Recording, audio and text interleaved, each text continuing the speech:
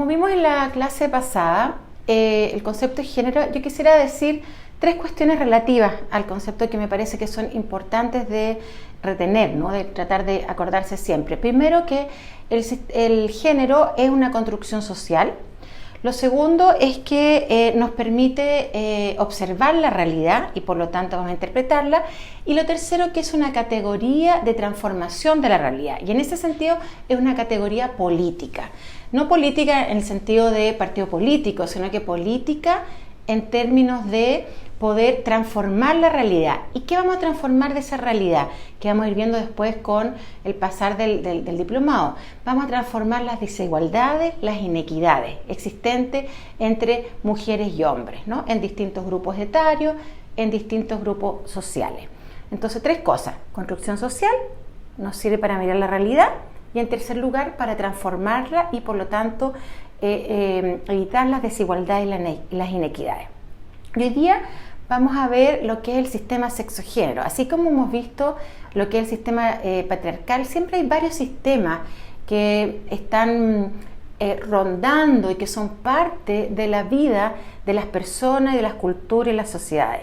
Y en este caso el sistema sexo-género es un concepto que va a desarrollar varias autoras latinoamericanas, también norteamericanas, y a mí me gusta mucho el de Teresita Barbieri porque me parece que es muy explicativo. Y en ese sentido ella plantea que el sistema sexo-género es un conjunto de principios, ¿no? que estructurados que están coordinados en la sociedad, ¿no? Que hay una forma de estructuración de la sociedad que va a dar cuenta de estas subordinaciones que tienen las mujeres principalmente y que es a partir de esta base de diferencia sexual, ¿no? Entonces, aquello que nosotros creemos que es natural, lo vamos a ir cuestionando, porque en realidad es una construcción social. ¿Y qué quiere decir eso? Que, por ejemplo, las prácticas, que todas las normas y los valores hacen parte de un sistema sexogénero. Y un sistema sexogénero que también se va a basar en lo que es la sexualidad y la reproducción, ¿no? Que están a la base fundamental de poder comprender lo que son estas subordinaciones, lo que son este tipo de desigualdades y inequidades. Por ejemplo, cuando muchas veces tenemos conciencia de que hay una brecha salarial entre mujeres y hombres cuando realizan una misma función y no entendemos por qué realizando lo mismo ganan diferente, ¿no? Y eso es una pregunta que hay que hacerse, porque claramente no tendrían por qué ganar de manera diferente si hacen lo mismo, ¿no? Entonces aquí hay otra autora que me parece muy interesante, que ustedes también la van a leer, que es la Joan Scott, y que es una historiadora, y que ella plantea que todo esta cuestión que llamamos sistema sexo-género, los cambios que se producen al interior del sistema sexo-género también se van a relacionar no solamente con la subordinación, sino que también se van a relacionar con las relaciones de poder. Entonces, en todo sistema sexo-género hay relaciones de subordinación y hay relaciones de poder. Y eso es importante considerarlo porque vamos a ver entonces cómo también podemos transformar ese tipo de relaciones de poder. No son naturales, son construcciones sociales. Entonces cuando nos dicen, por ejemplo, vamos a dar un ejemplo, que la violencia es natural, no es natural. La violencia es una construcción social. Y habrían 4 desigualdades o 4 ámbitos de desigualdades que es importante mirar en una organización, en un colectivo, en la sociedad, en la cultura.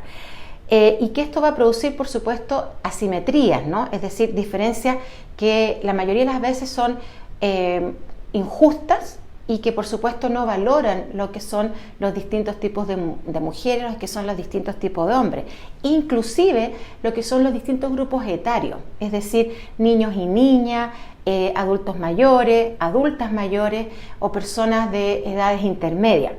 Entonces, el primer ámbito es el ámbito de lo simbólico, donde están todo lo que tiene que ver con los mitos, con los significados. El segundo ámbito va a tener que ver con lo normativo. Aquí en particular, cómo se construyen las normas a partir de instituciones, por ejemplo, la institución de la salud, la institución de la educación, las instituciones judiciales, ¿no? El ámbito de las leyes, las instituciones científicas, políticas, ¿no? Y en ese sentido, esas instituciones también tienen estas asimetrías y estas desigualdades que van a influir en la vida de las mujeres. Un tercer ámbito tiene que ver con lo institucional y la organización en sí misma. Por ejemplo, las relaciones de parentesco, los tipos de familia. Vamos a ver también cómo se construye el mercado, ¿no? Y en ese sentido también está todo lo que es el ámbito público y privado, y donde se desarrollan más las mujeres y más los hombres, aunque también vuelvo a repetir que eso es una construcción social. Y un último ámbito de este sistema sexo-género tiene que ver con estas simetrías que se dan en el campo de lo subjetivo, es decir, las biografías, y por lo tanto la construcción del sujeto. Y en ese sentido, a lo menos estos 4 ámbitos, por supuesto siempre pueden haber más, pero me interesa que queden por lo menos estos 4 temas que ustedes puedan internalizar con esta autora que es Joan Scott, para poder mirar la sociedad. Entonces, de aquí vamos a pasar, una vez que ya tengamos claro esta idea de género, de la deconstrucción de esta mirada que tenemos que hacer de la realidad, vamos a mirar estas relaciones de poder expresadas en un sistema sexo-género, y vamos a mirar también y observar estos 4 ámbitos que nos presenta esta autora.